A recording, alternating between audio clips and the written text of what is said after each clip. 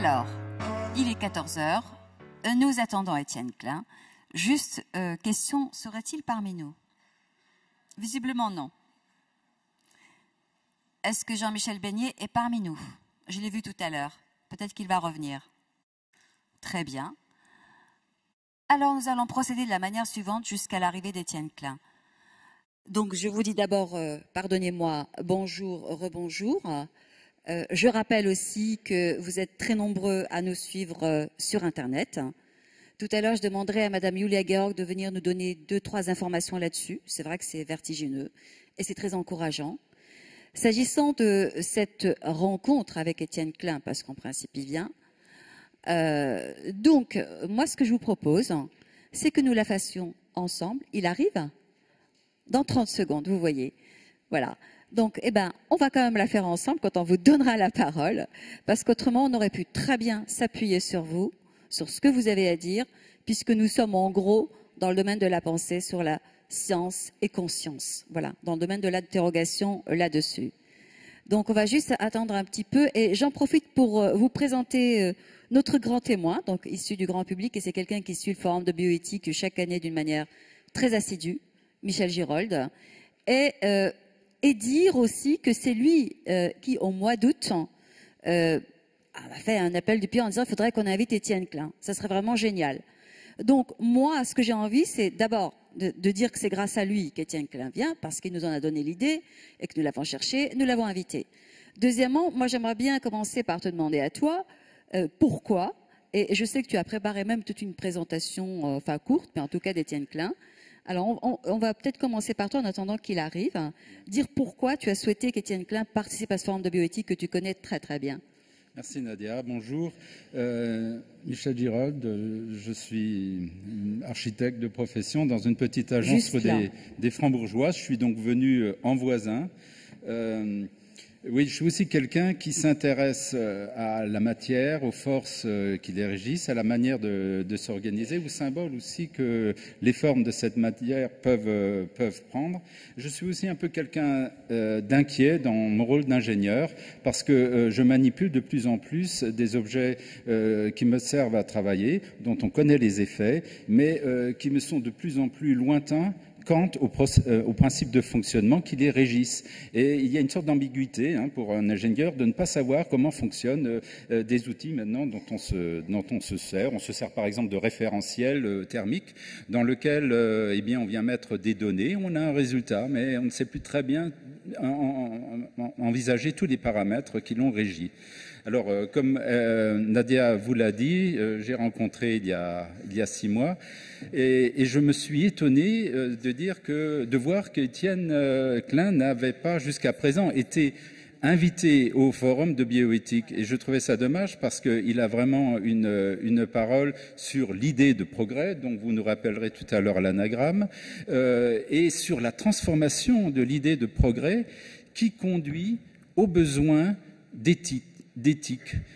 Donc Nadia m'a fait une très grande joie en m'apprenant que j'allais le voir pour de vrai, et pas seulement sur les conférences YouTube. Elle m'a plongé dans une grande peur en me proposant ce statut de grand témoin. Et voilà, je peux juste peut-être rajouter que cette question sur l'éthique dont vous parlez si bien est issue du fait que jusqu'à la fin du 19e, la nature était perçue comme régulatrice des excès des hommes. Et puis, après la révolution industrielle, petit à petit, eh bien, elle est devenue un réceptacle fragile des excès et des effets qui peuvent être considérés comme les effets pervers du progrès, à tel point d'ailleurs que vous dites, et je me permets de reprendre vos paroles, vous dites qu'à un certain moment, est-ce que la notion d'éthique n'aurait pas été inventée uniquement eh bien que pour faire comme une sorte de ligne Maginot par rapport aux effets pervers du progrès. Voilà, alors bonjour Étienne Klein et merci mille fois d'être là. Je peux vous dire qu'à partir de 13h30 déjà la salle se remplissait et à 14h on commençait à s'inquiéter. Et donc juste pour vous expliquer ce qui se passe, c'est que dans la construction du programme, nous prenons beaucoup aussi en compte les demandes du grand public, c'est fondamental, sinon nous restons dans une parole d'expert, de philosophes, de journalistes, etc. Et ces demandes viennent de partout, nous les cherchons également. Donc Michel Girold, qui a ici le rôle de grand témoin, est quelqu'un qui est issu du grand public et c'est un fervent amateur de toute votre pensée. Et il nous a demandé en août dernier, il nous a donné l'idée de vous inviter. Et c'est vrai que c'est comme ça que nous vous avons contacté. Et voilà. Et donc le rôle du grand témoin, juste pour boucler ça, c'est vraiment d'optimiser la parole du grand public à la tribune pour justement échapper à ce jargon ou à un langage un petit peu juste d'experts ou de journalistes, je le dis, puisque j'en suis une. Voilà. Et nous sommes vraiment ravis de vous accueillir. Voilà. Et je n'ai plus qu'à vous céder le micro. Bien, bonjour à tous et à tous. Merci beaucoup pour cet accueil et d'abord cette invitation, cette présentation. À vrai dire, j'étais en train de déjeuner juste à côté avec mon ami Jean-Michel Beignet qui parlera à 15 h et on n'a pas regardé nos montres et voilà, j'ai eu un coup de fil et j'ai couru et je suis quand même à peu près à l'heure. Je dois vous dire que je suis très heureux d'être ici à Strasbourg. C'est la ville de mes ancêtres. Une ville que je connais mal parce qu'ils l'ont quittée en 1870, donc j'ai perdu mes repères dans ce lieu. Et je dois vous dire que le titre qui a été donné à ma conférence, en fait, je ne l'ai pas compris. C'est-à-dire, le titre, c'est oublier le sens, oublier la science au profit de la croyance. Donc ça m'a mis dans l'embarras parce que je n'ai pas compris. C'est pas mal en même temps, ça vous donne aussi la possibilité de vous saisir du sujet comme vous le voulez. Exactement, ça me donne une certaine liberté. Je vais pouvoir dire ce que je veux. Alors, j'ai préparé quelque chose autour de science et croyance en effet, mais avant je voulais préciser ce qu'a dit monsieur en introduction, à savoir que, et ça a été mesuré par un certain nombre de personnes, comme Gérald Bronner, qui est un sociologue qui travaille avec moi à l'Académie des technologies. Il a remarqué, grâce à des logiciels qui comptent l'occurrence des mots dans les discours publics, que le mot progrès a disparu très rapidement des discours publics. Et pour donner d'ailleurs un exemple qui parlera à tout le monde, en 2007, lors de la campagne des élections présidentielles, tous les candidats, dans leur discours, ont utilisé le mot progrès. Évidemment, dans des contextes différents, avec une fréquence qui pouvait varier, mais tous le revendiquaient. En 2012, aux mêmes élections présidentielles, plus aucun. Et donc la question, c'est comment un mot qui a été un mot structurant de la modernité pendant 4 siècles a pu être liquidé en un quinquennat. Il a été remplacé par un autre mot, qui est le mot innovation, mais le mot innovation n'est pas exactement un mot synonyme du mot progrès. Et sans vouloir trop développer ce point, vous voyez que la rhétorique du progrès, telle qu'elle a été pensée depuis les Lumières, est une rhétorique qui s'appuie sur une philosophie de l'histoire. C'est l'idée que le temps est constructeur, le temps va faire advenir un futur meilleur que le présent, un futur qui est crédible et attractif. C'est en cela que l'utopie n'est pas la même chose que le progrès. Le progrès refuse l'utopie. Il faut que le futur qu'on vise soit crédible. Il faut qu'il soit attractif. Et étant attractif, il nous pousse à accomplir les efforts qui vont faire qu'ils deviennent possibles. Et c'est pour ça que Kant avait raison de dire que le progrès est une idée qui est à la fois consolante, elle est doublement consolante, parce que l'idée que le futur sera meilleur que le présent nous aide à supporter le présent, nous console de ses difficultés, et en même temps donne un sens au sacrifice que cette idée impose. Donc elle est consolante et sacrificielle. Le progrès n'est pas automatique. Il faut se sacrifier pour que le futur qu'on a configuré à l'avance et qu'on désire devienne réel. Et Luc Ferry a une formule que je trouve très simple qui résume tout cela. Il dit « Croire au progrès, c'est accepter de sacrifier du présent personnel au nom d'un futur collectif. » Et donc, pour que cette idée prenne corps, et s'enracine à la fois dans des discours crédibles et dans nos actions, il faut une philosophie de l'histoire qui donne au futur une certaine image que nous avons discutée ensemble, qui nous paraît à tous désirable, et ensemble nous allons faire en sorte de l'atteindre. Alors que la rhétorique de l'innovation est une rhétorique que vous pouvez voir développée dans des documents européens, dans d'autres documents qui font référence, La rhétorique de l'innovation est antinomique de l'esprit des Lumières. Si vous lisez par exemple le document européen Horizon 2020, qui a été rédigé en 2010, qui veut faire de l'Union européenne l'union de l'innovation, c'est un document de 50 pages dont la première page dit en gros ceci: l'Europe est soumise à toutes sortes de défis pour sa santé, pour son énergie, pour ses ressources naturelles. Il y a le vieillissement de la population, etc. Il y a toutes sortes de défis, compétitivité, etc. Et il est dit, nous avons compris que nous ne pouvons compter que sur l'innovation pour relever ces défis. Et dans la suite du document, qui fait donc 50 pages, le mot innovation est cité 300 fois, sans être nulle part défini. Donc c'est une sorte de mot-totem. Et ce qui est intéressant, c'est que la rhétorique dans laquelle on insère l'innovation dans ce texte est une rhétorique qui s'appuie sur un temps corrupteur et non pas constructeur.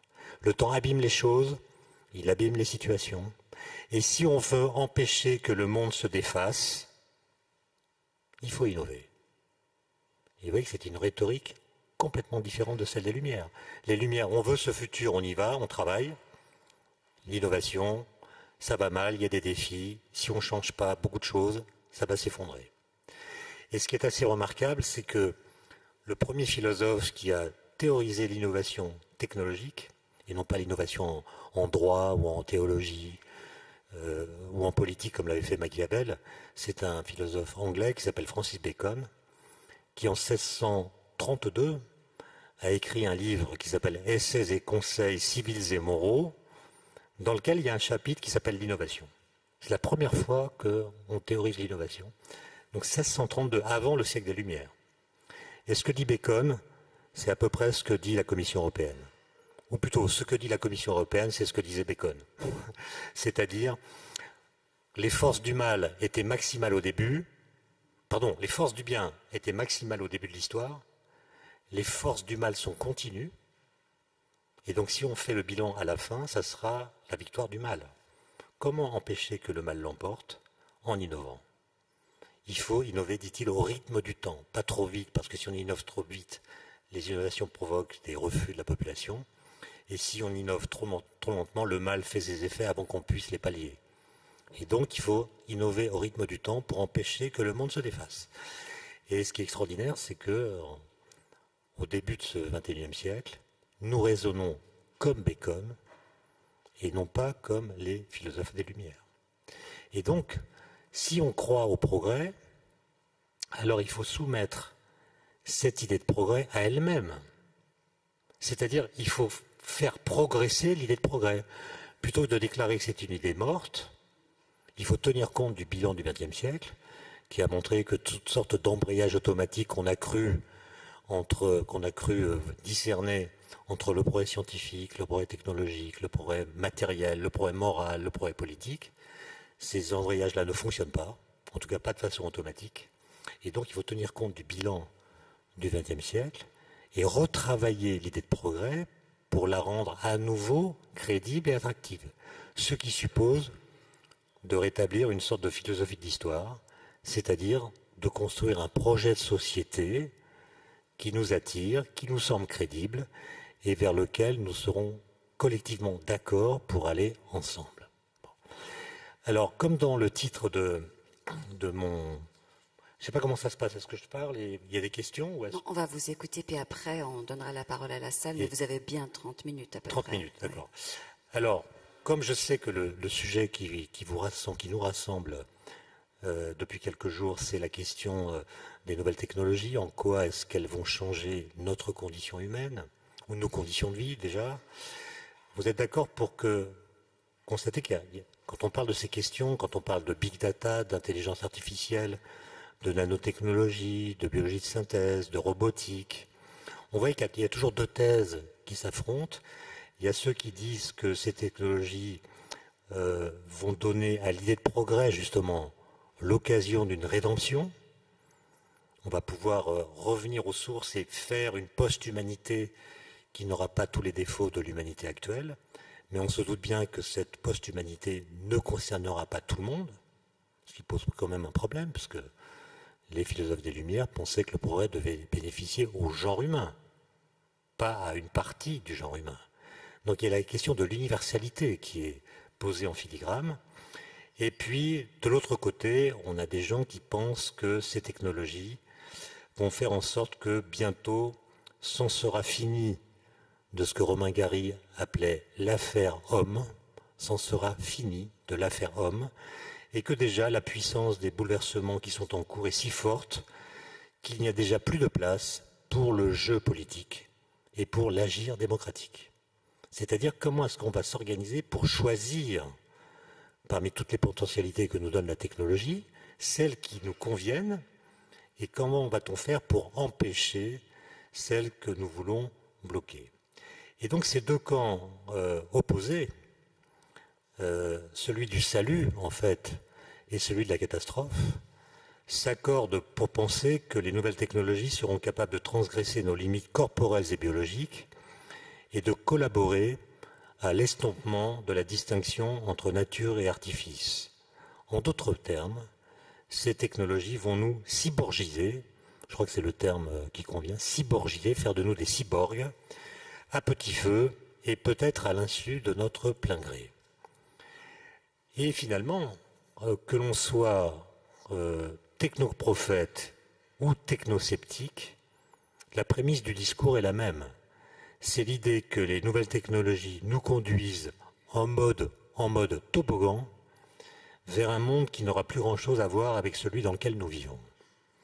Et la question c'est à quoi ce monde ressemblera-t-il? Est-ce que nous pourrons procréer à n'importe quel âge? Est-ce que nous pratiquerons l'ectogénèse, c'est-à-dire l'incubation du fœtus hors du corps de la mère? Est-ce que nous parviendrons à éradiquer toutes les maladies? Est-ce que nous vivrons si longtemps que nous finirons par nous ennuyer à mourir, mais sans pouvoir mourir même à la fin? Mais il y a une question qui est en amont de tout ça. Avant de savoir si c'est possible techniquement, il y a la question de savoir si nous désirons cela. Est-ce que nous le désirons? Accepterons-nous de sortir sans crier gare de la condition humaine? Combien parmi nous, parmi vous, pensent que vouloir vivre humain, vouloir vivre en humain, c'est d'abord accepter notre finitude, nous réconcilier avec nos limites et même les revendiquer, qu'elles concernent la naissance, la souffrance et la mort. Qu'être pleinement humain, c'est aussi limiter le pouvoir de tout ce qui nous robotise. Est-ce que nous voulons limiter ou non le pouvoir de ce qui nous robotise? Est-ce que nous voulons penser par nous-mêmes? Ou est-ce que nous voulons penser ce que tout le monde dit penser? Est-ce qu'on tient à l'autonomie ou est-ce qu'on délègue? Et si vous voulez, il y a deux citations que je voudrais vous livrer qui montrent un peu comment le débat peut être introduit. Il y a une citation d'Émile Cioran que j'aime beaucoup parce qu'elle est ambiguë. Il dit « Être moderne, c'est bricoler dans l'incurable ». Est-ce qu'on est en train de bricoler dans l'incurable? Deuxième citation d'un philosophe qui est souvent cité quand on parle de ces nouvelles technologies, qui est Günther Anders, le premier mari d'Hannah Arendt. C'est comme ça qu'on le présente. Philosophe, premier mari d'Hannah Arendt. Ça vous fait une carte de visite. Ce que disait Günther Anders, c'est on n'évalue pas une idéologie aux réponses qu'elle apporte, mais aux questions qu'elle évacue. Or, le post-humanisme, c'est une sorte d'idéologie. Et donc la question, c'est, si on en croit Anders, quelles sont les questions que le post-humanisme évacue? Alors moi, j'en vois au moins trois. Il y a par exemple, et c'est Jean-Michel Beignet qui en parle le mieux, il a écrit un livre sur cette question qui s'appelle « L'homme simplifié », c'est le langage. Est-ce que nous allons conserver les capacités langagières que nous donne notre langue? Ou est-ce que nous allons faire des tweets à longueur de journée? Dans un tweet, il n'y a pas d'argument, il y a juste une émotion. Ou bien est-ce que nous allons parler comme les machines? C'est-à-dire réduire les capacités connotatives de notre langage pour le réduire à ses capacités dénotatives. En clair, est-ce qu'on va parler comme des hôtesses de l'air? C'est-à-dire transmettre de l'information, Ou est-ce qu'on accepte que le langage serve aussi à transmettre des émotions que les machines ne pourront pas comprendre? Et donc dans la transmission, les émotions sont inutiles. Est-ce qu'on va conserver la volonté de les dire, ces émotions, ou est-ce qu'on va parler comme les machines? Deuxième question, quid de la vie intérieure? Quid de la vie psychique? Et qu'est-ce qu'on appelle l'immortalité? Puisqu'on en parle beaucoup de l'immortalité. Alors parfois, l'immortalité, c'est une très longue longévité. On augmente la longévité, 1000 ans, etc. Bon, ça risque de ne pas être pour tout le monde. Donc une vie très longue, c'est une vie où on est constamment en deuil. Et si maintenant on parle de l'immortalité, la vraie, de quoi parle-t-on? D'abord, on est une espèce mortelle. Je veux dire, les membres de notre espèce sont des gens qui vont mourir, ils le savent. Si un jour, quelques-uns parmi nous devenaient immortels, mais comment est-ce qu'on pourrait le savoir? Comment ça va se savoir qu'on est immortel?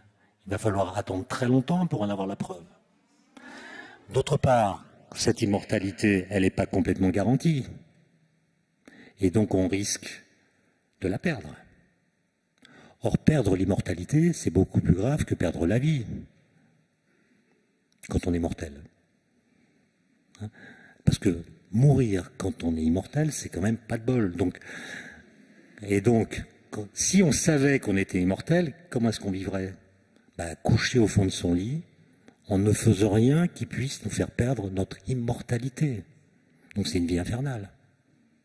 Donc soit on l'est, mais on ne le sait pas, et donc c'est comme si on ne l'était pas, soit on l'est et on le sait, et c'est l'enfer. D'accord? Et je prédis, moi, si les gens deviennent immortels et le savent, un taux de suicide extrêmement élevé. Non. Et donc, je laisse Jean-Michel, qui parlera après moi, vous parler de Günther Anders à propos de ce que Günther Anders appelait la honte prométhéenne. Nous faisons des machines qui sont plus performantes que nous. On devrait être fiers d'avoir pu les faire, mais en même temps, elles nous ridiculisent. Nos ordinateurs calculent mieux que nous, font toutes sortes de choses mieux que nous. Et donc, nous sommes honteux devant l'humiliante qualité des choses que nous parvenons à fabriquer. Ce qu'il appelle donc la honte prométhéenne. Alors il y a une question évidemment qui est en amont de tout cela, c'est la question politique. Comment allons-nous nous organiser pour décider collectivement ce que nous voulons? Bon, peut-être qu'on va réserver cette question au débat avec vous. Moi je voulais quand même parler un petit peu de croyances et connaissances, croyances et sciences, puisque c'est dans le titre. J'ai pas compris le titre, mais j'ai vu les mots qu'il y a dedans, donc je vais faire quelque chose autour des mots qu'il y a dans le titre. Voilà. Vous savez, en 2005, un philosophe anglais qui s'appelle Bernard Williams a écrit un ouvrage qui a été traduit en français chez Gallimard sous le titre « Véracité et vérité ». Et il dit que dans nos sociétés postmodernes, en tout cas qui se présentent comme telles, il y a deux courants de pensée qui circulent. Ces deux courants de pensée sont contradictoires l'un avec l'autre, et donc ils devraient se combattre ou s'annuler mutuellement, mais par un jeu un peu pervers, ils se renforcent mutuellement. Le premier courant, c'est ce qu'il appelle le désir de véracité. C'est que nos sociétés sont matures, elles sont éduquées, elles ont accès à l'information, elles ont accès aux connaissances, et donc elles ne veulent pas être dupées par des discours qui seraient tenus par les élites. Et quand des discours tenus par les élites font consensus, on se demande si ces discours sont vrais, ou bien si, au contraire, ils ne sont pas tenus par des gens qui ont intérêt à les tenir. Et donc on va regarder derrière ce qui est dit, quels sont les fondements à l'origine de ces discours. Est-ce que ces gens ont un accès à la vérité particulier qui fait que leurs discours sont légitimes? Ou est-ce qu'au contraire, ils se sont mis d'accord pour dire la même chose et nous tromper plus ou moins? Vous voyez que ce désir de véracité, il est parfaitement légitime en démocratie. Il peut avoir évidemment des pathologies comme la théorie du complot, mais c'est un désir dont on ne voit pas très bien comment on pourrait le contester dans un régime démocratique. Mais ce que montre Bernard Williams, c'est que ce désir de véracité, qui normalement devrait conduire après enquête à la détermination de la vérité, ce désir de véracité se met au service de l'épanouissement de la vérité. Mais en fait, de façon perverse, comme je l'ai dit, ce désir de véracité va mettre en scène un esprit critique généralisé dont la conclusion sera de défaire l'idée qu'il y a des vérités assurées. Et donc ce désir de véracité collabore au déni de vérité. Puisque dès lors qu'on trouvera un semblant de vérité, on se posera la question de savoir si cette vérité est absolue. On se demandera si elle n'est pas contextuelle, locale, éphémère, historique, provisoire, relative. Et donc, on va contester l'idée même qu'il y ait des vérités. Et c'est ainsi que le désir de véracité collabore à l'installation d'une sorte de relativisme généralisé. Et finalement, devant la confusion de ce qui est présenté, vous choisirez telle ou telle vérité, entre guillemets, non pas parce qu'elle est plus vraie qu'une autre, mais parce qu'elle vous plaît. Nous déclarons aimer la vérité, disait Bacon, le même. En réalité, nous déclarons vraies les idées que nous aimons. Et vous voyez que ce relativisme, il conduit à plusieurs choses, par exemple à Trump. Trump, c'est bon, on est quand même tous traumatisés par cette élection. Comment c'est possible? Ben, c'est possible grâce à ce que je viens de dire, en pire évidemment. C'est-à-dire qu'un homme politique qui se déclare anti-système peut proférer d'énormes mensonges, y compris scientifiques, sans en payer le discrédit symbolique, au motif qu'il serait anti-système. Il peut avoir toutes sortes d'affaires qui lui traînent dans les pattes. Il est élu. C'est quand même un truc absolument incroyable, c'est ce que les Américains appellent la post-vérité, c'est-à-dire l'important n'est pas du tout que ce que nous disons soit vrai, l'important est que ce soit cru. Et ça, c'est quand même quelque chose qui interroge le statut de nos connaissances par rapport à nos croyances. D'autant plus qu'il y a une première différence entre les croyances et les connaissances. Nous avons tous des croyances. Je ne suis pas en train de dire qu'il faut cesser d'avoir des croyances. Nous avons tous des croyances. Par exemple, moi, je crois que c'est intéressant d'étudier la physique. Je ne peux pas le démontrer, c'est ma croyance. Mais vous voyez que les croyances, c'est toujours des choses qui sont en nous. Quand je dis je crois, c'est moi qui crois. Ça vient de moi. Alors que de plus en plus, nos connaissances, notamment scientifiques, sont externalisées. Elles ne sont plus dans nos cerveaux, elles sont dans nos livres, de moins en moins dans les livres d'ailleurs, dans nos ordinateurs, dans notre accès au réseau, elles sont en dehors de nous et nous pouvons aller les chercher en cas de besoin, là où nous pensons qu'elles peuvent se trouver. Et d'ailleurs, quand nous les cherchons, ces connaissances, selon le chemin que nous choisissons pour y accéder, nous pouvons être amenés dans une direction ou bien dans une autre. Gérald Bronner, que je citais tout à l'heure, sociologue, a montré que très très vite, en quelques clics, nous sommes enfermés dans des bulles cognitives. C'est-à-dire que nous allons tomber sur des articles qui correspondent à ce que nous pensons déjà. Ce qui était déjà vrai avec la presse. Hein. Quand on est de gauche, on ne lit pas Le Figaro, et quand on est de droite, on ne lit pas Libération. Donc même dans notre pratique de la presse, nous voulons rencontrer des idées qui sont conformes à nos idées. Et des idées contraires ont un effet sur nous qui est répulsif.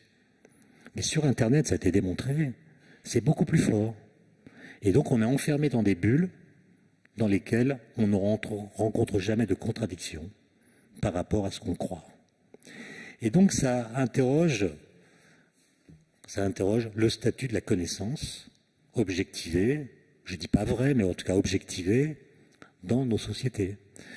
Vous êtes d'accord que quand des physiciens font des calculs montrant que si deux trous noirs fusionnent, ils vont perdre de la masse dans la fusion, ça va créer une perte de masse, donc une grande libération d'énergie. par E égale mc2, donc des ondes gravitationnelles très intenses qui vont déformer l'espace-temps, qui vont se propager à la vitesse de la lumière pendant 1,3 milliard d'années. Elles vont traverser la Terre. Traversant la Terre, elles vont être détectées par un gigantesque appareil qui s'appelle LIGO aux États-Unis. On mesure le spectre de l'onde qui est passé au travers de la Terre, le spectre temporel qui dure 10 millisecondes. On mesure ce spectre et on voit que la forme de ce spectre est exactement égale à la forme calculée. Est-ce que c'est un miracle? Ou est-ce que ça veut dire que les physiciens ont compris, avec Einstein, 2 ou 3 bricoles sur la gravitation? De sorte que cette coïncidence vient du fait que, non pas ils ont compris le réel, ce serait abusif, mais ils sont entrés en contact avec quelque chose qui relève de la réalité. Sinon, ce serait un miracle. On peut dire la même chose de la détection du boson de Higgs en 2012 au CERN. Le boson de Higgs qui a été détecté est exactement celui qui avait été calculé.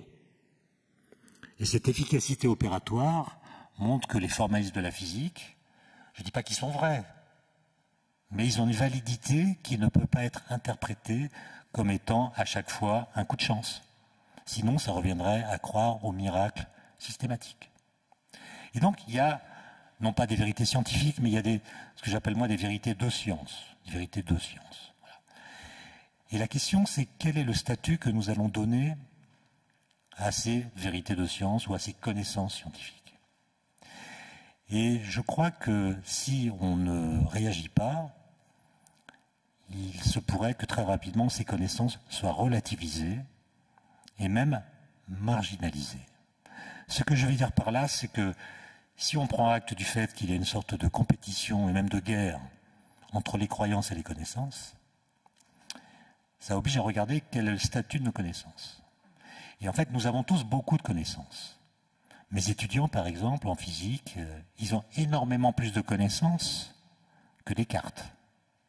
Ils n'ont peut-être pas son génie, mais ils en savent plus que lui. Tout le monde, le grand public, nous avons tous beaucoup plus de connaissances scientifiques que beaucoup de grands savants du XIXe siècle. Par exemple, nous savons tous que la Terre est ronde. Bon, ça, ils le savaient déjà. Nous savons que la Terre tourne autour du Soleil. Nous savons que l'univers est en expansion. Nous savons que l'atome existe. Ça, au XIXe siècle, on ne savait pas. Nous savons que l'atome qui existe n'est pas l'atome qu'avaient pensé les Grecs. Il a d'autres propriétés que personne n'avait imaginées, à commencer par le fait qu'il n'est pas insécable. Donc ce n'est pas un atome. Enfin bref, on sait tous ça. Maintenant, posons la question. Quelle connaissance avons-nous de ces connaissances? C'est-à-dire, comment a-t-on su, dans l'histoire des idées, que ce sont de vraies connaissances et non pas des croyances? Par exemple, comment est-ce qu'on a su que la Terre était ronde? Alors on va dire, en 1956, il y a eu des premiers satellites qui ont pris des photos de la Terre, on a bien vu qu'elle était ronde. Oui, donc là, on a vu qu'elle était ronde. Mais on a su qu'elle était ronde bien avant de voir qu'elle était ronde. Aristote le savait, etc. Beaucoup de mes étudiants pensent que c'est Galilée qui a démontré que la Terre était ronde. Donc ils pensent que Magellan est parti sur une Terre plate. Non, Magellan, il est parti sur une Terre dont il savait qu'elle était ronde. Donc on a su que la Terre était ronde avant de voir qu'elle était ronde. Question, avec quels arguments? Qui? Quand? Quels étaient les arguments de ceux qui pensaient qu'elle était plate? Et qu'est-ce qui fait qu'à un moment donné de l'histoire, tout le monde a été d'accord pour dire qu'elle était ronde? Mais personne n'en sait rien. Personne n'est capable de le dire. Comment est-ce qu'on a su que la Terre tourne autour du Soleil? Copernic? Est-ce que les arguments de Copernic, ça suffit? Est-ce que ceux de Galilée suffisent? Personne ne sait dire. De sorte que nous ne savons pas dire ce par quoi nos connaissances les plus communes sont devenues des connaissances et non pas des croyances. Ce qui veut dire que ces connaissances que nous avons tous, nous les traitons comme des croyances. Nous les répétons parce que nous les avons entendues dans la bouche de gens qui, pour nous, faisaient autorité. Et vous voyez bien que si nous n'avons pas une meilleure connaissance de nos connaissances, dans la bagarre qui va nous opposer aux croyances, nous risquons de manquer d'arguments. D'autant plus que, ça se voit sur Internet, ceux qui ont des croyances sont beaucoup plus prosélytes et beaucoup plus militants que ceux qui ont des connaissances. Alors, vous allez me dire, heureusement, il y a les big data. J'ai vu que c'était un sujet dont vous avez parlé. Donc on se dit, les big data, ça veut dire qu'il y a énormément de connaissances qui sont là, il y a des données. Bon, les données ne parlent pas d'elles-mêmes, mais avec des logiciels intelligents, on va pouvoir extraire des données, des informations beaucoup plus intéressantes que celles que nous pouvions avoir avant que ces big data apparaissent. Alors, c'est sans doute vrai, mais regardez un peu. Les big data, c'est donc ces choses qu'on peut analyser par des logiciels. Et ça permet d'avoir des informations, encore une fois, extrêmement intéressantes. Mais très souvent, ça consiste à observer des régularités dans les données qui traduisent des comportements de consommateurs, de machines, de maladies, d'indices économiques, de trafic automobile. Enfin, il y a plein de données. On regarde dans ces données où est-ce qu'il peut y avoir des régularités dans les comportements. On en déduit des lois générales, et à partir des lois générales, on espère faire des prédictions. Sauf que les lois générales en question ne font que condenser ce qui a déjà eu lieu. Et donc elles ne seront prédictives que si la suite des événements est conforme à ce qui s'est déjà passé. Elles ne peuvent pas prédire une nouveauté radicale, par exemple, dans le comportement des consommateurs. Elles ne sont prédictives que si les choses ne changent pas. Alors que vous voyez qu'en physique, par exemple, grâce aux théories, on est capable de prédire non seulement la régularité de certains phénomènes, mais aussi de prédire l'existence de choses qu'on n'a jamais vues. Par exemple, les deux cas que j'ai cités, les ondes gravitationnelles, ont été prédites avant d'être découvertes. Le boson de Higgs a été prédit avant d'être découvert. Et cette prédiction ne vient pas du fait qu'on aurait observé des big data et qu'on les aurait analysés. Ces découvertes ont été prédites grâce à des arguments théoriques, grâce à des équations, pas grâce à des big data. D'autre part, les big data nous font voir ce qu'on appelle des corrélations, voir comment des événements apparaissent ensemble ou l'un après l'autre. Or, une corrélation, ce n'est pas la même chose qu'une relation de cause à effet. Vous connaissez la phrase de Coluche, « N'allez jamais à l'hôpital parce qu'on y meurt 10 fois plus que dans son lit. N'allez jamais à l'hôpital, on y meurt plus que chez soi. » Ce qui est vrai. Mais ça, c'est une corrélation, ce n'est pas une causalité. Ce n'est pas parce que vous allez à l'hôpital que vous mourrez. Si vous mourrez, c'est parce que vous êtes malade, et étant malade, vous allez à l'hôpital. De la même façon, c'est pas parce qu'il y a des grenouilles après la pluie qu'on a le droit de dire qu'il n'a plus les grenouilles. D'accord ? Or, notre esprit a tendance à lire comme une conséquence ce qui apparaît temporellement comme une séquence. Il y a un premier événement, puis un second, et notre esprit, c'est ce que disait Meyerson, va avoir tendance à lire le second événement comme la conséquence du premier. Alors que c'est peut-être simplement des événements qui n'ont rien à voir l'un avec l'autre. Et les big data vont nous faire voir toutes sortes de corrélations, et il y a un certain risque que nous pensions ces corrélations comme des relations de cause à effet. Par exemple, on va voir qu'il y a une corrélation entre immigration et chômage. On va dire que cette corrélation est une relation de cause à effet. On va dire l'immigration, c'est la cause du chômage. Alors qu'une corrélation, encore une fois, ce n'est pas une relation de cause à effet. Ou bien entre taux de migrants et délinquance, etc. Et il y a même un exemple qui est moins polémique, mais très récemment, un médecin français qui s'appelle Jean-Philippe Toussaint a mené une grande étude grâce au Big Data à propos de l'espérance de vie des sportifs de haut niveau. Il a regardé l'espérance de vie, la longévité en fait, de tous les coureurs du Tour de France depuis 1947 et de tous les sélectionnés olympiques français depuis 1947, toutes disciplines sportives confondues. Donc ça fait quand même une cohorte assez nombreuse, et pour chacune de ces personnes, on sait à quel âge elle est morte et de quoi elle est morte. Et ce qu'il a démontré, c'est que les sportifs de haut niveau ont une espérance de vie de 7 ans supérieure à la moyenne. Ce qui est surprenant parce qu'on pensait que le sport de haut niveau, ça abîme les corps, ça conduit à des comportements addictifs. L'arrêt de carrière est souvent traumatique et conduit à des comportements qui peuvent être déviants, etc. Non, ces gens pètent de santé jusqu'à la fin de leur vie. Ça a été rapporté dans la presse et très souvent les titres c'était « La pratique du sport à haut niveau est bonne pour la santé ».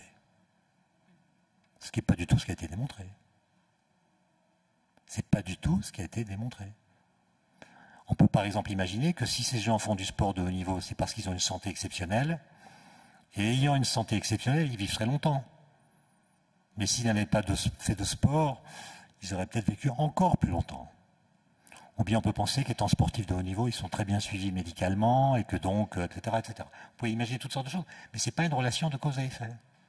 Or là, dès qu'une corrélation est montrée, nous l'interprétons comme une relation de cause à effet, ce qui peut conduire à toutes les manipulations. Et je vais finir sur ce point en disant, est-ce que les big data, qui ont toutes sortes de vertus, à condition qu'on en fasse une épistémologie rigoureuse, ne vont pas profondément changer notre façon de faire de la science? Je pense que oui, moi. Je vous donne un exemple. En 1915, Einstein, comme vous le savez, publie à Berlin une nouvelle théorie de la gravitation qui s'appelle la relativité générale, qui est la formalisation mathématique d'une découverte qu'il a faite en 1907 à partir de ce qu'on appelle une expérience de pensée. Einstein est à Berne, il est au bureau des brevets, il fait la sieste après le déjeuner, et là il a une idée dont il dit qu'elle est l'idée la plus heureuse de sa vie. Il comprend qu'une personne en chute libre ne sent pas son poids. Qui est une phrase bizarre, parce que quand vous tombez, c'est sous l'effet de votre poids. Donc votre chute est l'effet d'une cause qui est votre poids. Mais en même temps, pendant que vous tombez, les objets qui tombent avec vous, par exemple, si je prends mon portefeuille pendant que je tombe, puisque tous les corps tombent à la même vitesse, ben mon portefeuille qui tombe comme moi ne tombe pas par rapport à moi. Donc il est en apesanteur. Donc ma chute est l'effet d'une cause, l'apesanteur, qui annule la cause de cet effet. Le fait de tomber annule la cause qui me fait tomber. Ce qui est bizarre. Ça va mener Einstein à ce qu'il appelle le principe d'équivalence. Je n'ai pas beaucoup de temps, donc je ne le détaille pas davantage. Mais après 8 ans de travail et de mise en équation des conséquences de ce principe, il arrive à une nouvelle théorie de la gravitation, équation d'Einstein, qui ont donc un siècle, et même plus d'un siècle. Or aujourd'hui, en 2017, quand nous faisons de la cosmologie scientifique, nous continuons d'utiliser les équations d'Einstein. Alors que nous avons les big data. On a recueilli des signaux lumineux par des télescopes ou des satellites pendant un siècle, énormément de données, et aucune de ces données n'a remis en cause les équations d'Einstein. Or, au moment où Einstein a écrit ces équations, on ne savait absolument rien de l'univers. On ne savait pas qu'il y avait d'autres galaxies que la nôtre. On ne savait évidemment pas que l'univers était en expansion. Les seuls objets célestes qu'on connaissait, c'était les planètes et les étoiles. On ne savait pas dire d'où vient que les étoiles brillent. On ne connaissait pas les forces nucléaires. Bref, on ne savait rien. Mais on avait les équations d'Einstein, qui n'ont pas été remises en cause par toutes les données dont j'ai parlé. Alors maintenant, faisons une sorte d'histoire contrefactuelle, et imaginons que les choses se soient passées dans l'autre sens. Imaginons que nous ayons toutes les données recueillies depuis un siècle grâce au télescope et aux satellites. On a toutes les données, mais on n'a pas les équations d'Einstein. Question, est-ce qu'à partir des données, on pourrait retrouver les équations d'Einstein? Moi, je pense que non. Et d'ailleurs, Einstein lui-même pensait que non, même si, évidemment, on ne lui a pas posé le problème en ces termes. Il écrit en 1953 une lettre à son ami Maurice Solovine, avec qui il travaillait à Berne dans les années 1902-1909. Il dit ceci, et ça s'applique évidemment au big data: aucune méthode inductive ne peut conduire aux concepts fondamentaux de la physique. L'incapacité à le comprendre est la plus grave erreur philosophique de nombreux penseurs du XIXe siècle. Et donc, il ne faudrait pas que cette erreur dont parle Einstein redevienne la nôtre au XXIe siècle. Je vous remercie pour votre attention.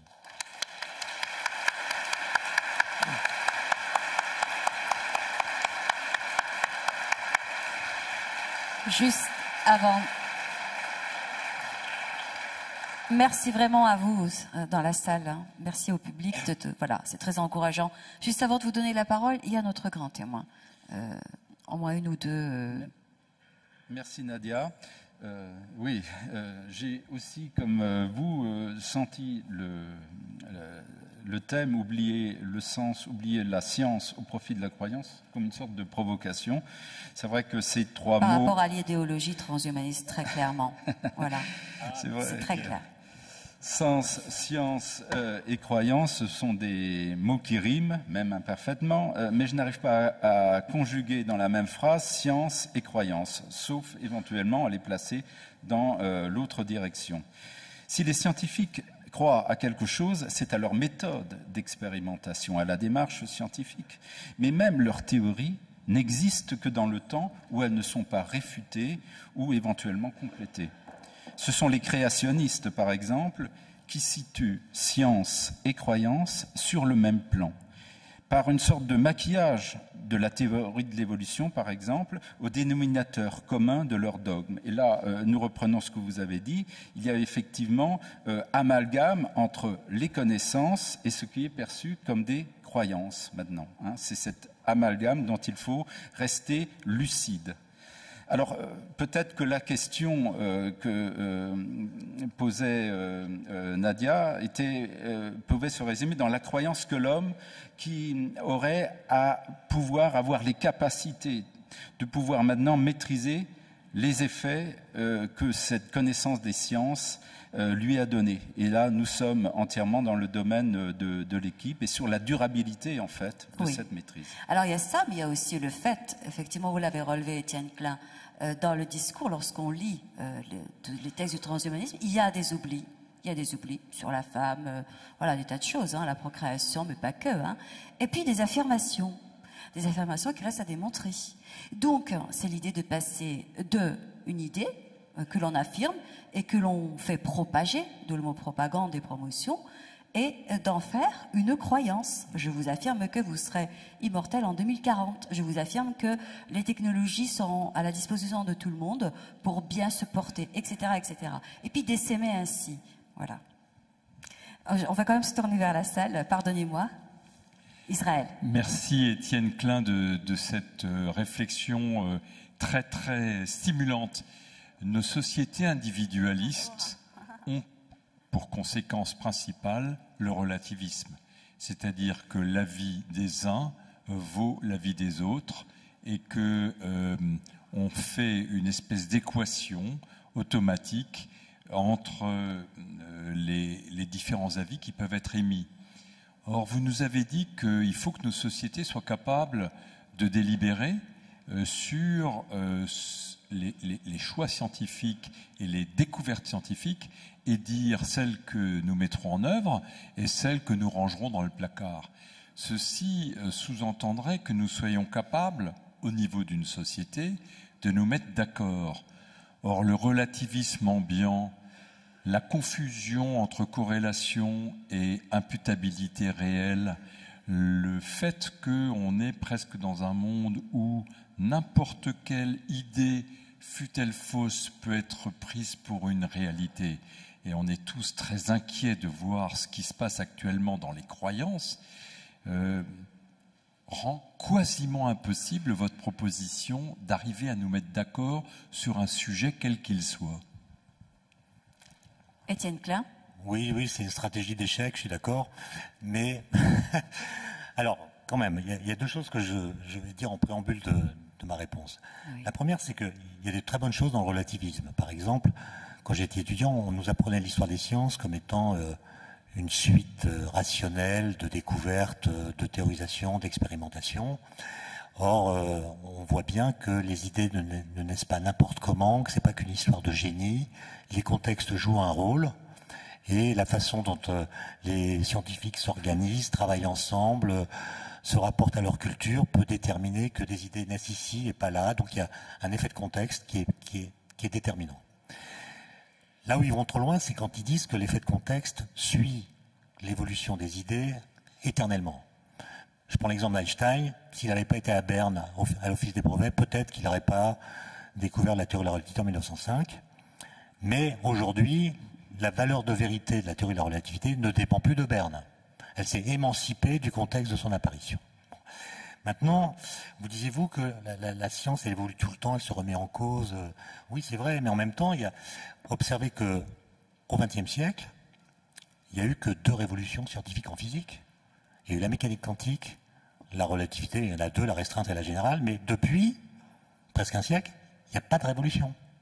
Par contre, il y a énormément de découvertes dont aucune ne remet en cause les fondements de ces 2 révolutions. Et donc, même si je suis prêt à dire que ces vérités-là sont historiques pour être remises en cause, il faut aussi prendre acte du fait qu'elles ont résisté à un nombre considérable de découvertes. Et donc, si un formalisme révolutionnaire résiste par la suite à tout ce qui pourrait le détruire ou le compromettre, c'est qu'il a une solidité qu'on doit entendre et accepter. Bon.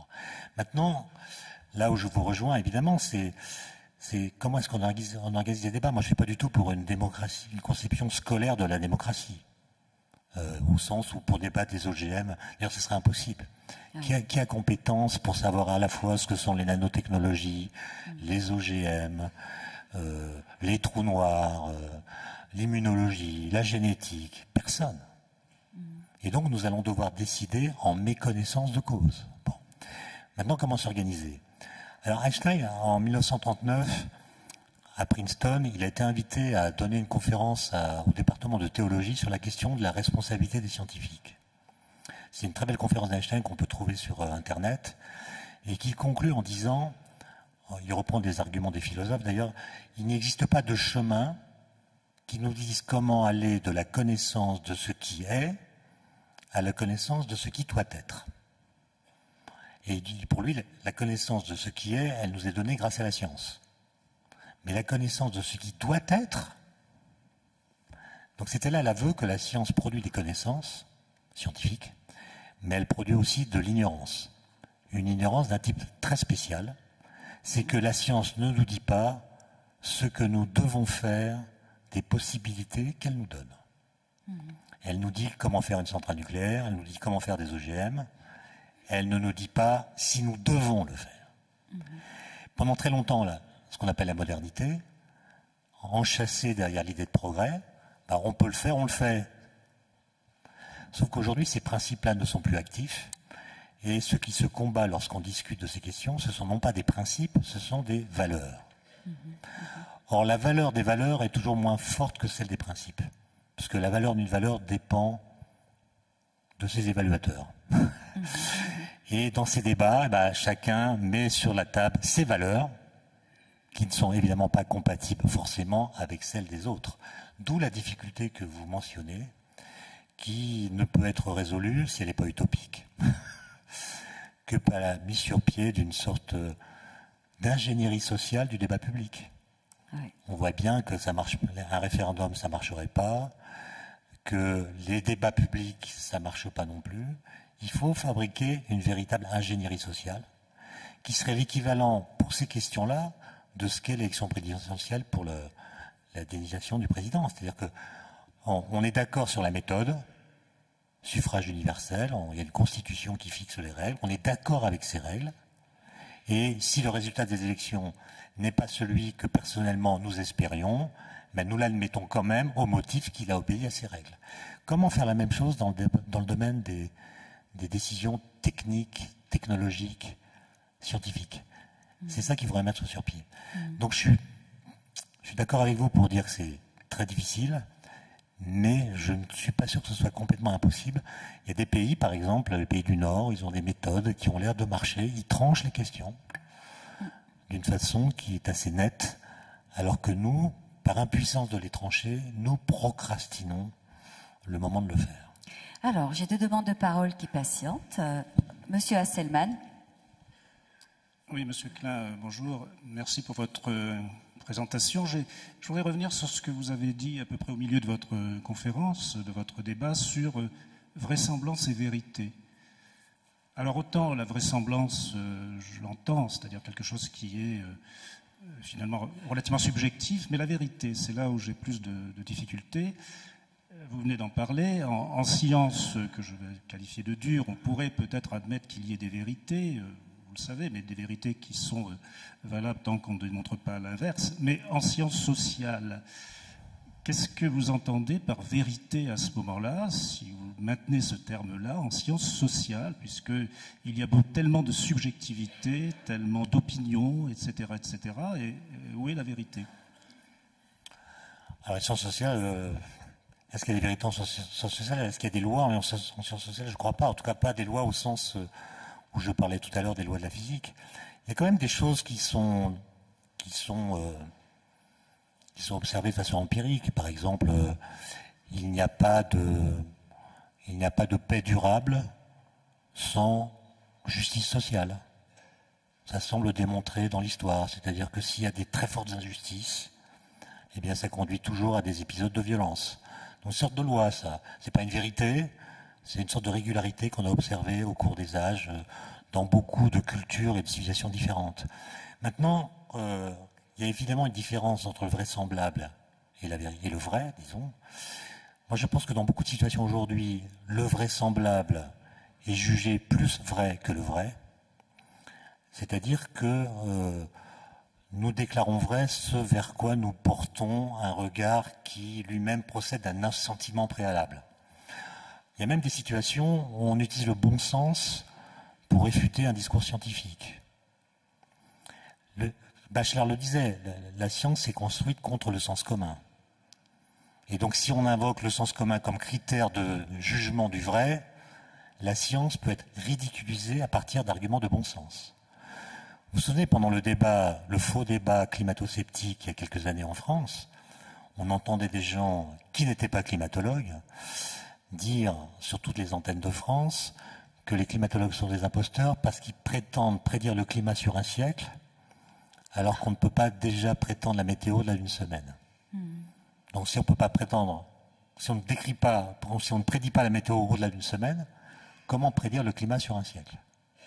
Cette phrase est éloquente, elle est pleine de bon sens, elle est convaincante et elle est absolument fausse. Elle est absolument fausse parce que je peux vous dire qu'au mois d'août 2017 à Strasbourg, il fera en moyenne plus chaud qu'en janvier 2017 dans cette même ville. Donc je viens de faire une prévision climatologique qui va au-delà de l'horizon de la météo. Donc cette phrase est vraisemblable, elle est éloquente. D'ailleurs, quand ces gens la disaient, aucun journaliste ne venait les contredire, tellement ils étaient convaincus. Donc vous voyez que le vraisemblable peut parfaitement s'opposer au vrai. Et d'une façon générale, depuis Galilée, la physique ne propose que des énoncés invraisemblables et pourtant vrais. C'est-à-dire, si vous prenez récitez dans votre tête n'importe quelle loi physique que vous avez apprise au lycée, n'importe laquelle, vous verrez en y réfléchissant qu'elle est invraisemblable. C'est-à-dire que vous ne l'avez jamais vue s'actualiser dans un phénomène. Quand vous faites tomber des corps plus ou moins lourds, vous voyez que la chute des corps c'est très compliqué, vous avez l'impression que les corps lourds tombent plus vite que les corps légers, ça c'est l'apparence. Bon, ben, si vous mettez un parachute sur un corps lourd, il va tomber moins vite qu'un corps plus léger, donc c'est extrêmement compliqué. D'accord? Galilée arrive et dit, il ne l'a jamais vu. Il ne l'a jamais vu. Il dit, tous les corps tombent à la même vitesse. Ce qui est la vraie loi de la chute des corps. Tous les corps tombent à la même vitesse. Ce qui n'est pas ce qu'on voit. Donc la loi de Galilée contredit l'observation. Toutes les lois physiques contredisent l'observation. Quand on apprend au lycée un corps qui n'est soumis à aucune force, à un mouvement rectiligne uniforme, principe d'inertie. Mais qui a jamais vu ça? Qui a jamais vu un mouvement inertiel, indéfini, à vitesse constante, en ligne droite? Ça n'existe pas. Donc cette loi physique est invraisemblable.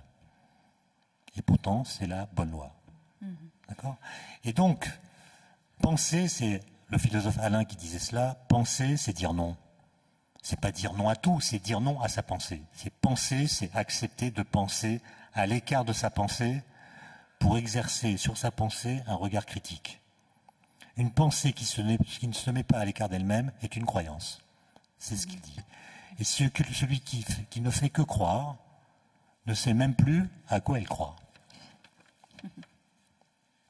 Et donc, il faut se méfier du vraisemblable, parce que, dans la plupart des cas, quand il s'agit d'affaires de science, il nous trompe. Il est trop séduisant pour être vrai. Voilà. Monsieur? Bonjour Monsieur Klein. Alors tout d'abord, merci d'être venu, c'est véritablement passionnant. C'est qu'1h40. Hein. Ça en vaut 10 000. Alors ma question, Monsieur Nissan a posé auparavant une question qui portait sur ma question, donc je vais m'en servir un peu comme introduction. Mais tout ce dont vous avez parlé par rapport à la direction que la société prend, quel monde a-t-on envie, tout cela revient à la question que se posaient les philosophes, et je parle vraiment dans l'Antiquité grecque, c'est la question de l'idéal. Vers quel idéal veut-on tendre? Comment réfléchir? Ma question serait, comment veut-on réfléchir à cet idéal? Comment éduque-t-on, s'éduque-t-on à tendre vers un idéal que l'on choisit? Car il n'y a pas d'idéal parfaitement valable, on en choisit un, on tranche et on s'y met. Et je me sers de ça pour rebondir aussi sur une autre question, qui serait, vous avez parlé tout à l'heure de l'accès à la connaissance, du fait qu'aujourd'hui sur Internet, tout le monde a accès à la connaissance. Ce à quoi je répondrais, l'accès à la connaissance ne veut pas forcément dire que l'on utilise cette connaissance, de 1, et de 2, qu'on sache l'assimiler. Alors ma question serait, toujours encore sur l'éducation, comment établit-on une vérité et comment s'en sert-on pour un idéal? Merci. Je vous signale que je ne suis pas candidat à l'élection présidentielle. Hein. Même s'il semblerait que des places se libèrent. Parce que la question que vous posez là, c'est une vraie question politique pour le coup, qui devrait être débattue lors de cette campagne. Alors, dans ce que vous avez rappelé dans la première partie de votre question, vous utilisez le mot idéal. Moi, c'est un mot que je ne reprendrai pas à mon compte parce qu'il renvoie à l'idée d'un salut possible. Il y aurait une sorte d'idéalité vers laquelle il faudrait tendre. Or, je le disais tout à l'heure, croire au progrès, ça n'est pas croire à l'utopie, c'est croire à quelque chose pour lequel un chemin est envisageable sans que les efforts réclamés soient surhumains. Et donc, il ne s'agit pas... Moi, je ne crois pas qu'il y aura de salut, il n'y aura jamais de salut, il faut l'accepter. Toutes les promesses de salut sont en général démenties et parfois de façon catastrophique. Non, ça ira toujours mal. Ça ira toujours mal, mais... Enfin, on pourra toujours dire que ça va mal. Mais l'important, c'est de tracer un chemin qui fasse qu'on soit solidaires les uns des autres de la route qu'on emprunte ensemble. Et donc, il s'agit simplement de fabriquer un projet de société. Et on voit bien que c'est très difficile. À qui appartient-il de le faire? Est-ce que c'est aux hommes politiques? Est-ce que c'est aux citoyens? Est-ce que c'est aux experts? Est-ce que c'est au marché? J'en sais rien, mais on voit bien que c'est ça l'enjeu. Et je me souviens très bien quand j'étais adolescent, c'est une histoire que je raconte souvent, dans les années 70, avec mes frères et sœurs, toutes les semaines, nous recevions des magazines pour adolescents, Tintin, Spirou, Pilote, et tous ces magazines nous parlaient de l'an 2000. C'est-à-dire, il y avait une configuration du futur. Le futur était représenté, aux deux sens du terme, il était dessiné, raconté, et il était mis dans notre présent, représenté. De sorte que chacun de nous pouvait imaginer une trajectoire individuelle entre le présent où nous étions et ce futur qui nous était montré, souvent de façon fausse. Ça s'est vu après, mais peu importe. Le futur existait déjà dans l'avenir. Et puis on a passé l'an 2000, et c'est un peu comme vous faites de l'alpinisme, hein. Vous atteignez le sommet, tout tendu vers l'objectif, puis la descente, la tension se relâche, la fatigue apparaît, la motivation peut s'abîmer. Et j'ai l'impression que dans le sentiment de déclin actuel, il y a quelque chose qui relève de la numérologie. C'est-à-dire 2000, c'était un nombre bien rond, vers lequel on a tendu notre effort, et une fois qu'on l'a dépassé, ben, il faut se donner un autre objectif. Alors 2050, 2100, bof, 3000 c'est trop loin, etc. Donc on n'arrive pas à ancrer dans un futur envisageable une perspective qui soit crédible. Et moi je pense que c'est ça qui manque. Et il faudrait pouvoir parler aux adolescents d'aujourd'hui, comme on parlait aux adolescents de ma génération, leur dire comment sera l'enseignement en 2050. Est-ce qu'il y aura encore des cours? Est-ce qu'on veut qu'il y ait des cours? Est-ce qu'on veut qu'en 2050, l'enseignement se fasse toujours dans des salles de classe ou dans des amphithéâtres? Autrement dit, est-ce qu'on veut qu'il y ait du corps à corps entre quelqu'un qui sait et quelqu'un qui veut apprendre? Est-ce qu'on tient à maintenir ce contact? Ou bien est-ce qu'une fois tous les 10 ans, on demandera au professeur de faire un cours devant une caméra et puis on vendra la cassette ou la vidéo et les gens se formeront tout seuls chez eux derrière un écran? Moi, personnellement, je tiens à la première solution, mordicus. Je pense que l'enseignement, le vrai enseignement, là où on a le temps d'expliquer les choses, c'est du corps à corps. C'est pas les écrans. Et donc, vous voyez, sur cette question-là, on devrait discuter qu'est-ce qu'on veut. Et puis sur d'autres encore, on pourrait tenir des délibérations du même ordre. Mais vous avez raison, c'est comment trouver des structures qui permettent à un tel projet de s'élaborer collectivement en dehors des think tanks qui essaient de faire de la prospective à partir de ce qu'ils ressentent de l'air du temps.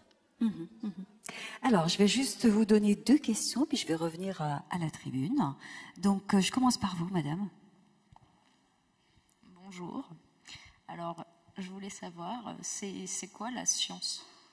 Voilà, parce que c'est un mot qui me paraît complexe et j'aimerais bien qu'il soit explicité. Voilà. Donc, votre vision de la science, et puis je prends la deuxième et dernière question.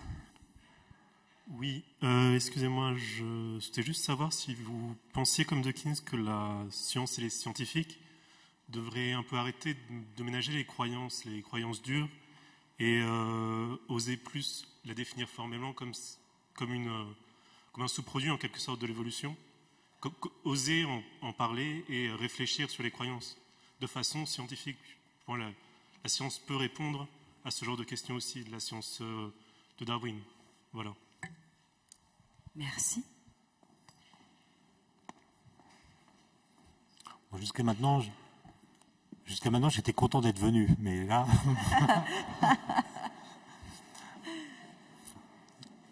Alors, qu'est-ce que la science? Alors, je ne définirai pas la science d'une façon générale. Il y a plusieurs sortes de sciences. On a parlé des sciences sociales, humaines et sociales tout à l'heure, qui ont un statut épistémologique sans doute différent. Si je prends la physique, je pense qu'à partir de Galilée apparaît la notion d'une physique moderne, disons. C'est disons, le pari, c'est un pari. C'est le pari qu'il y a une partie du réel qui nous est intelligible. Et cette intelligence du réel, nous pouvons l'obtenir non pas en lisant des textes déjà écrits, non pas en faisant des observations, parce que les observations nous trompent sur les lois qu'elles recèlent, mais par un mélange de théorisation et d'expérimentation. Donc il y a un geste théorique, on fait des hypothèses, on énonce des lois, on regarde leurs conséquences théoriques et on essaie d'établir des tests dans lesquels la nature, entre guillemets, va parler et dire si elle est ou non d'accord avec la projection qu'on a faite sur elle. Et donc la physique me semble bien correspondre à cette définition, mais la physique n'épuise pas le réel, il y a toutes sortes de questions qu'elle n'aborde pas, la question de la conscience, la question de la vie, il y a beaucoup d'autres questions qui sont laissées hors champ, mais dans ce champ-là, elle a fait preuve d'une efficacité assez remarquable qui mérite qu'on lui porte attention. Voilà ce que j'ai voulu dire. Maintenant, la question de monsieur, c'était, est-ce que vous pensez que la croyance pourrait devenir un objet de science? C'est-à-dire qu'on pourrait étudier scientifiquement comment se fondent, s'organisent, se propagent, se copient les croyances. C'est bien ça. Et je crois qu'il y a des gens qui qui font cela. Il y a Gérald Bronner, par exemple, que j'ai cité à plusieurs reprises, sociologue, il étudie les croyances. Il a écrit un livre qui s'appelle La démocratie des crédules, qui montre comment les croyances circulent sur Internet, se renforcent, etc. Et puis, à l'occasion des attentats de l'an dernier, il y a, le CNRS s'est emparé de cette question et a demandé à ses chercheurs d'essayer de comprendre comment, dans un esprit humain, s'organise, s'incruste ce qu'on appelle la radicalisation des terroristes. Comment est-ce qu'on devient croyant au point de devenir terroriste au motif de sa croyance? Donc je ne sais pas quels sont les résultats de ces recherches, mais en tout cas, elles ont lieu. Bien, écoutez, il nous reste vraiment à vous remercier vivement, très très fort.